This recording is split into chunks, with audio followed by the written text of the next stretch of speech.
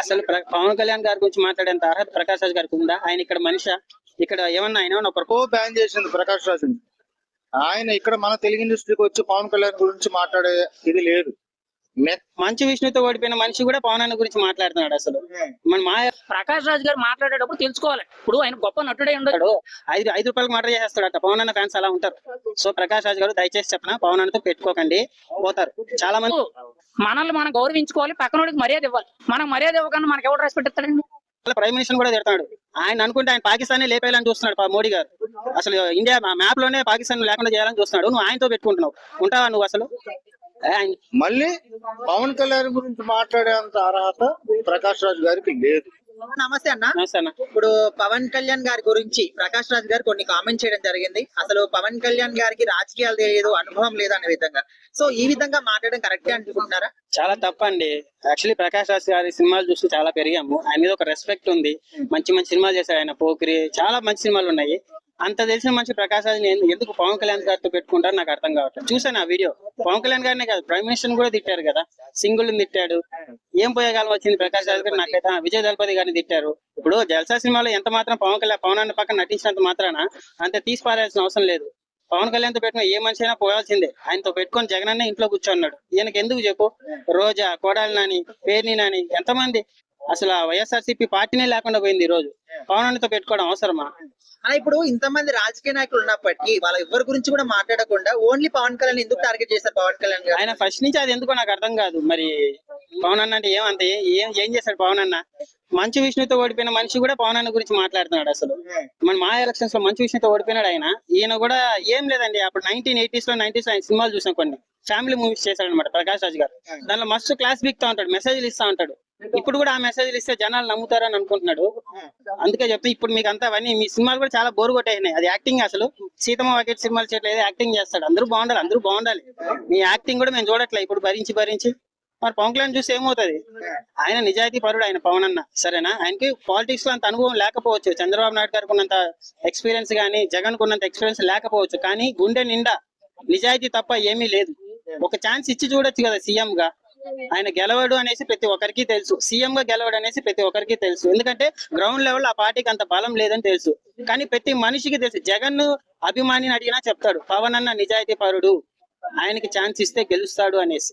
అదే అండి ప్రకాష్ రాజ్ గారు తిట్టడం నాకైతే అస్సలు నచ్చలేదు. ఇప్పుడు పదవిలోకి రాకముందు కూడా ఆయన సొంత డబ్బులు ఉపయోగించి ఎంతో మందికి సేవ చేస్తారు పవన్ కళ్యాణ్ గారు.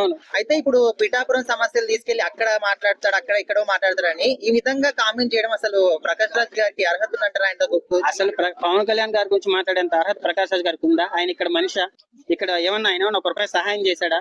పిఠాపురంలో ఏమైనా చేశాడా? ఆంధ్ర వాళ్ళకి ఏమైనా సహాయం చేశాడా? ఇప్పుడు ఆయన సరిగా సినిమాలు కూడా లేవు. ఏదైనా చేసుకొని బతకచ్చుగా బిజినెస్ లో. ఎందుకు పవన్ అన్నతో పెట్టుకోవడం చెప్పండి? ఊరికే మళ్ళీ ప్రైమ్ మినిస్టర్ కూడా తిడతాడు. ఆయన అనుకుంటే ఆయన పాకిస్తాన్ లేపేయాలని చూస్తున్నాడు మోడీ గారు.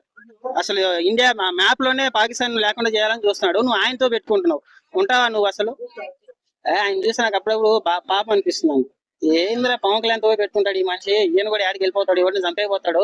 5 రూపాయలకు మాట చేస్తాడు అట్ట. పవన్ అన్న ఫ్యాన్స్ అలా ఉంటారు. సో ప్రకాష్ రాజ్ గారు దయచేసి చెప్తున్నా పవన్ అన్నతో పెట్టుకోకండి, పోతారు. చాలా మంది పోయారు, మీరు కూడా పోతారు. ప్రకాష్ రాజ్ గారు ఏదో ఇంటర్వ్యూకి వెళ్ళి పవన్ కళ్యాణ్ గారికి అలాగే పక్క రాష్ట్రంలో ఉన్న విజయ్ గారికి వీళ్ళకి రాజకీయాల పైన అవగాహన లేదు, ఊరికే పాలన చూసుకుని వచ్చారంటే మాట్లాడారు. నేను ఒక క్వశ్చన్ చెప్పా, గుర్తుపెట్టుకోండి. ఎప్పుడో బ్యాన్ చేసింది ప్రకాష్ రాజ్. ఆయన ఇక్కడ మన తెలుగు ఇండస్ట్రీకి వచ్చి పవన్ కళ్యాణ్ గురించి మాట్లాడే ఇది లేదు. నెక్స్ట్ పవన్ కళ్యాణ్ గారు దేశం కోసం కాదు, మన రాష్ట్రం కోసం చేయాలనుకుంటే ఇప్పుడు దేశం కోసం కూడా వెళ్తాడు. బట్ కాకపోతే మళ్ళీ పవన్ కళ్యాణ్ గురించి మాట్లాడేంత అర్హత ప్రకాష్ రాజ్ గారికి లేదు. అర్థమైందా? ఇప్పుడు ఎవరి గురించి అయితే మాట్లాడతారో వాళ్ళు కమిడీని అవుతారు. పవన్ కళ్యాణ్ గురించి మాట్లాడి పెద్దవాళ్ళు అయిపోవాలని ట్రై చేసే వాళ్ళు ఎవరు? చిన్న స్థాయి వ్యక్తులు. అదొక్కటి మాత్రం నోట్ చేసుకోండి ఫస్ట్. ఇప్పుడు శ్రీరెడ్డి మాట్లాడింది ఏమైంది? ఏమేం తిట్టింది? అమ్మగారిని తిట్టింది. అంజనీ అమ్మగారు అనే మాట అయితే కాదు కదా అన్ని మాటలు. అర్థమవుతుందా? అది గుర్తుపెట్టుకోండి. నేను కూడా చెప్తున్నా, జై జనసేన. అది తెలంగాణలో అయినా ఆంధ్రలో అయినా ఎప్పటికైనా జై జనసేన. పవన్ కళ్యాణ్ పరిపాలన ఎలా ఉంది? అది ఇంకా అసలు చెప్పాల్సిన అవసరం లేదా? అది ఆంధ్ర ప్రజలకు తెలిసేది, మాకు తెలిసేది ఆయన పరిపాలన ఎట్లా ఉందనేది. ప్రకాష్ రాజ్ గారు పవన్ కళ్యాణ్ ఉద్దేశించి కొన్ని సంచలనమైన వ్యాఖ్యలు చేశారు. అసలు రాజకీయాల పరంగా ఎలాంటి అనుభవం లేదని. సో ఆ వ్యాఖ్యలు మీరు ఏ విధంగా చూస్తున్నారు? ఇప్పుడు రాజకీయాల్లో విమర్శలు ప్రతి విమర్శలు సహజం. ప్రకాష్ రాజ్ అనే వ్యక్తి ఈ రోజు పవన్ కళ్యాణ్ విమర్శించాడు, ఓకే మంచిది. మరి గతంలో ప్రకాష్ రాజ్ గారు రాజకీయాల్లో బెంగళూరు సెంట్రల్ సిటీ నుంచి ఎంపీ కింద పోటీ చేసి ఒకసారి పోటీ చేస్తే ఓడిపోయినందుకు ఇంకా అడ్రస్ లేదు. మరి ఈ రోజు పవన్ కళ్యాణ్ కి రాజకీయాలు చేత కాదు, పవన్ కళ్యాణ్ కి రాజకీయం అంటే తెలియదు, కుల వివక్షణ ఉంది, ముఖ్యంగా బీజేపీకి తొత్తైపోయాడు అని మాట్లాడుతున్నారే.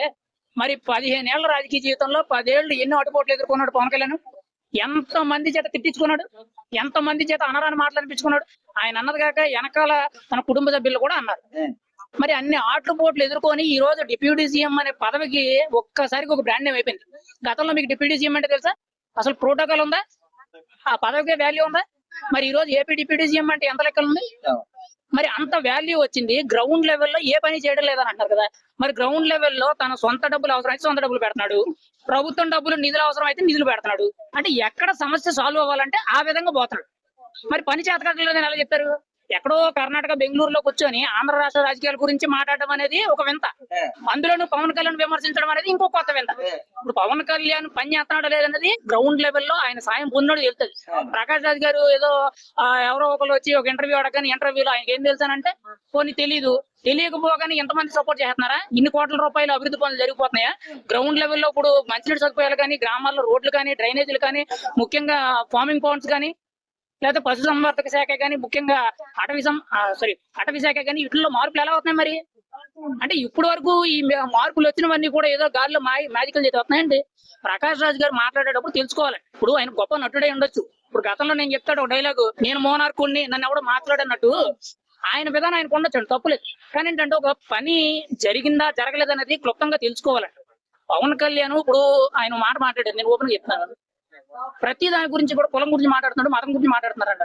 ఇన్ని సార్లు పవన్ కళ్యాణ్ కులం గురించి మాట్లాడాడు, మతం గురించి మాట్లాడాడు. ఏ రోజైనా కానీ ఫలానా మతాన్ని తప్పు పెట్టాడా, తిట్టాడా, ఎవరినైనా కించపరిచాడా? ఎవరిని అన్నాడు? హిందూ మతాన్ని ఎవరైతే వ్యతిరేకిస్తూ మాట్లాడుతున్నారు. గతంలో తమిళనాడు డిప్యూటీ సీఎం ఒక వైరస్ తో పోల్చాడు, హిందూ మతాన్ని అంతం చేస్తారన్నాడు. ఎంఐఎం పార్టీ అధ్యక్షుడు అక్బరుద్దీన్ ఓవైసీ హిందువులందరినీ కూడా చంపేస్తానని చెప్పి ఓపెన్ స్టేట్మెంట్స్ ఇచ్చాడు. మరి ఇలాంటి స్టేట్మెంట్స్ ఇచ్చిన వాళ్ళందరినీ కూడా పవన్ కళ్యాణ్ వ్యతిరేకించారు. అంతే తప్పితే క్రిస్టియన్ మతం తిట్టాడు ఎక్కడైనా? పోనీ ఆ దేవుడిని ఎక్కడైనా తప్పు పెట్టారా? పోనీ ముస్లిం మతాన్ని ఎక్కడైనా తిట్టారా? లేదు కదా. మరి పవన్ కళ్యాణ్ ఎందుకు ఇప్పుడు ఈ కుల రాజకీయాలు చేస్తాను, మత రాజకీయాలు చేస్తాను మాట్లాడుతున్నారు? ఉన్నదాన్ని ఉన్నట్టు మాట్లాడుతున్నారు. ఇప్పుడు మనల్ని మనం గౌరవించుకోవాలి, పక్కనోడికి మర్యాద ఇవ్వాలి. మనం మర్యాద ఇవ్వకుండా మనకి ఎవరు రెస్పెక్ట్ ఇస్తాడండి?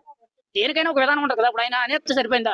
బీజేపీలు ఎలా చేస్తున్నారని అంటే అది వాళ్ళ ఇష్టం. ఇప్పుడు మీకు రాజకీయం చేసే దమ్ము ఉంటే, ధైర్యం ఉంటే మీరు డైరెక్ట్ గా పాలిటిక్స్ లో దిగండి, పోటీ చేయండి. ఒకసారి పోటీ చేసి పారిపోయారు, మరి రెండోసారి ఎందుకు పోటీ చేయరు? ప్రకాష్ రాజ్ గారు సినిమాలకే పరిమితం. ఆయన విమర్శలు చేసినంత మాత్రాన అవి వాస్తవాలు అనుకోవాలి. ఒక రకంగా చెప్పాలంటే పనికిరాని విషయాలు. అరే మంచి